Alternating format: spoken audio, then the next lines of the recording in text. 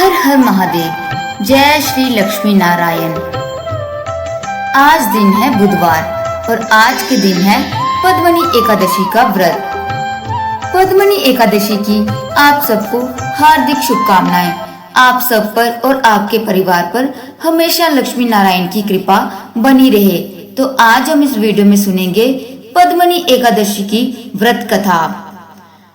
पद्मनी एकादशी का महत्व। धर्मराज युधिष्ठिर कहने लगे कि हे जनार्दन, आपने सभी एकादशियों का विस्तार पूर्वक वर्णन कर मुझे सुनाया, अतः अब आप कृपा करके मुझे अधिक मास के शुक्ल पक्ष की एकादशी का क्या नाम है तथा उसकी विधि क्या है, इन सब के बारे में बताइए। श्री भगवान बोले, हे राजन, अधिक मास में शुक्ल पक्ष में जो एकादशी आती है वे पद्मनी एकादशी जानी कमला एकादशी कहलाती है। वैसे तो प्रत्येक वर्ष में 24 एकादशियां होती हैं। जब अधिक मास या मल मास आता है तथा इनकी संख्या बढ़कर 26 हो जाती है। अधिक मास या मल मास को जोड़कर वर्ष में 26 एकादशी होती हैं। अधिक मास में 2 एकादशियां होती हैं जो पद्मनी एकादशी शुक्ल पक्ष और परमा एकादशी कृष्ण पक्ष के नाम से जानी जाती है।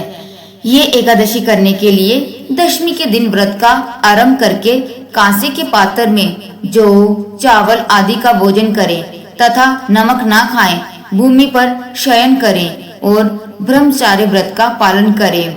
एकादशी के दिन ब्रह्म मुहूर्त में शौच आदि से निवृत्त होकर दंत धावन करें और जल के 12 कुल्ले करके शुद्ध हो जाएं। सूर्य उदय होने के पूर्व उत्तम तीर्थ में स्नान करने जाएं। इसमें गोबर, मिट्टी, तेल तथा कुशा और आंवले के चूर्ण से विधि पूर्वक स्नान करें। श्वेत वस्त्र धारण करके भगवान विष्णु के मंदिर जाकर पूजा अर्चना करें। भगवान कृष्ण बोले, पुरुषोत्तम मास में अनेक पुण्यों को देने वाली एकादशी का नाम पद्मनी है। इसका व्रत करने पर मनुष्य कीर्ति प्राप्त करके वैकुंठ लोक को जाता है, जो मनुष्य के लिए भी दुर्लभ है। हे राजन, ध्यान पूर्वक अब इस कथा को तुम सुनो। पद्मनी एकादशी व्रत की कथा। हे मुनिवर, पूर्व काल में त्रेता युग में हहय नामक राजा के वंश में कृतवीर्य नाम का राजा महिष्मतिपुरी में राज्य करता था। उस राजा की 1000 परम प्रिय स्त्रियां थी, परंतु उनमें से किसी को भी पुत्र नहीं था जो कि उनकी राज्यभार को संभाल सके। देवता, पितृ, सिद्ध तथा अनेक चिकित्सकों आदि से राजा ने पुत्र प्राप्ति के लिए काफी प्रयत्न किया, लेकिन जब असफल रहे तब राजा ने तपस्या करने का निश्चय किया।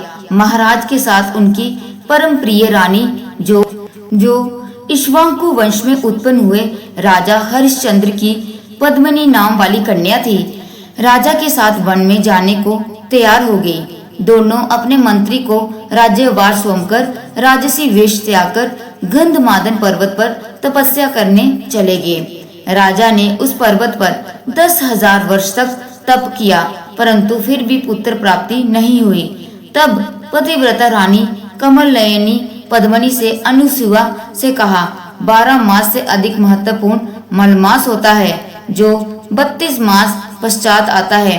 उसमें द्वादशी युग पद्मनी शुक्ल पक्ष की एकादशी का जागरण समेत व्रत करने से तुम्हारी सारी इच्छाएं पूर्ण होगी। इस व्रत के करने से भगवान तुम पर प्रसन्न होकर तुम्हें शीघ्र ही पुत्र देंगे।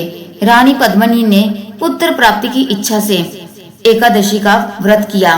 वे एकादशी को निराहार रहकर रात्रि जागरण करती। इस व्रत से प्रसन्न होकर भगवान विष्णु ने उन्हें पुत्र प्राप्ति का वरदान दिया। इसी के प्रभाव से पद्मनी के गर्भ कार्तवीर्य उत्पन्न हुए, जो बलवान थे और उनके समान तीनों लोक में कोई बलवान भी नहीं था। तीनों लोकों में भगवान के सिवा उनको जीतने का सामर्थ्य किसी में नहीं था। सो हे नारद, जिन मनुष्यों ने मलमास शुक्ल पक्ष एकादशी का व्रत किया है, जो संपूर्ण कथा को पढ़ते या सुनते हैं, वे भी यश के भागी होकर विष्णु लोक को प्राप्त होते हैं। उनकी हर एक इच्छा पूर्ण होती है। तो ये थी पद्मनी एकादशी की व्रत कथा। ये एकादशी अधिक मास में पड़ती है। और इस एकादशी का व्रत अवश्य करना चाहिए और व्रत वाले दिन इसकी कथा अवश्य पढ़नी या सुननी चाहिए और अंत में आरती करनी चाहिए और अपनी मनोकामना के लिए प्रार्थना करनी चाहिए भगवान से। हर हर महादेव। जय श्री लक्ष्मी नारायण।